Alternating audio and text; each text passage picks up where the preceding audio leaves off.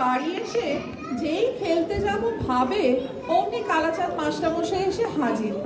ছোট্ট মধুসূদনের মনটা পড়ে থাকে মাঠে বন্ধুদের সঙ্গে খেলতে, আর মাস্টারমশাই পড়া তার কানে ঢোকে না। এই 1 মাস হলো নতুন মাস্টারমশাই তাকে পড়াচ্ছেন, তবে আজকে কিন্তু বাড়িতে না কর্তামশাই আছেন। আসুন দেখা যাক কি হয়। নমস্কার মাস্টারমশাই। নমস্কার। বসুন। তো মধুসূদন কেমন পড়াশোনা করছে কালচাঁদ বাবু? আগে মধুসূদন অত্যন্ত একটু ছেলে বটে, কিন্তু পড়াশোনায় খুব মন। ওকে 8 নম্বর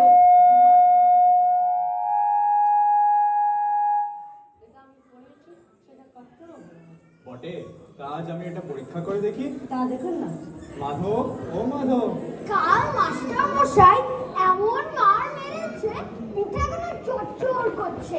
আজ আমি শোধ করবো, ওকে আমি তাড়াবো।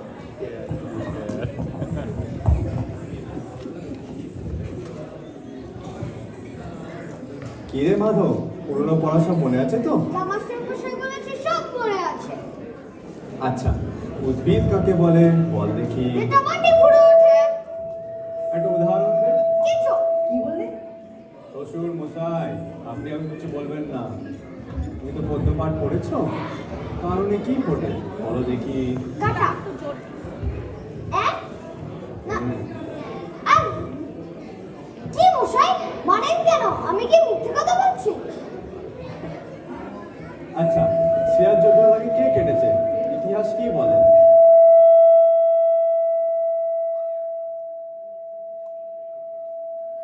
ওকাই আর কি মিছি মিছি মার খেয়ে মরছি। শুধু সিরাজউদ্দৌলা কেন, সমস্ত ইতিহাসখানি পোকাই কেটেছে। এই দেখুন।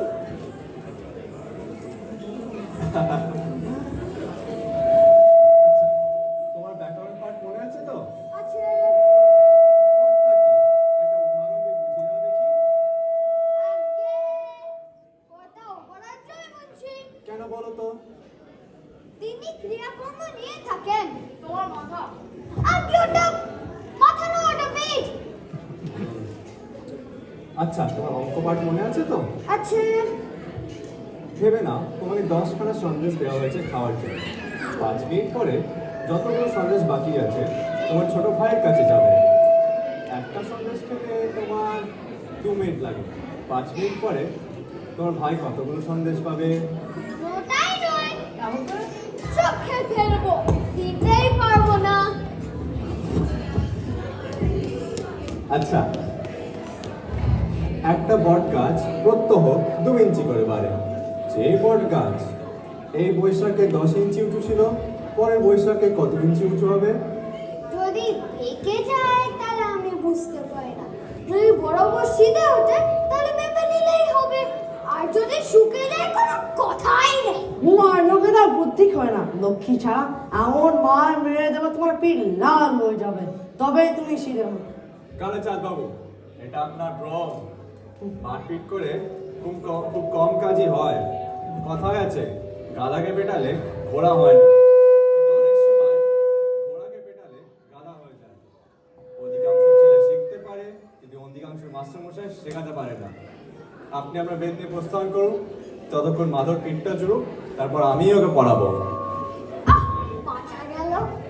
বাঁচা গেল মশাই, এই ছেলেকে পড়ে না বুঝে করবে, কেবলমাত্র ম্যানুয়ালি করবে।